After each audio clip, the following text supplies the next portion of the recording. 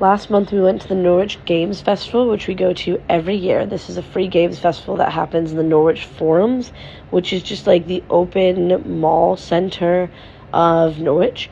We took the kids. Robin really was obsessed with the old controls, which had an old phone that she'd never seen before and an old mouse that she'd never seen before, and she really just enjoyed playing those types of games.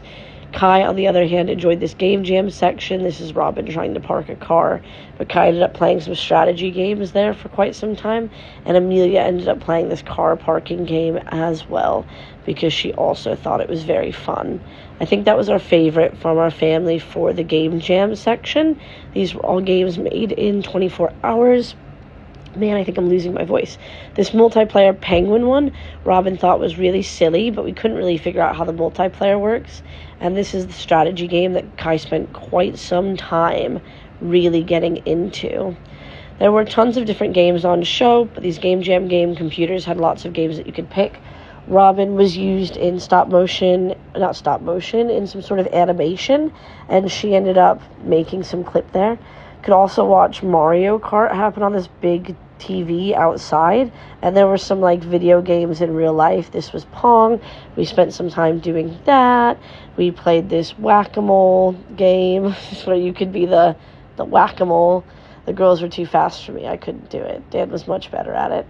And then we also played, obviously, Space Invaders, which is just throwing a beanbag. I was explaining to Robin she can move forward because she was at the adult point instead of the kid point, and it's just a little bit easier for kids at the kid point, and then Amelia stayed at the kid point, and she got that bag perfectly on top of the Space Invader.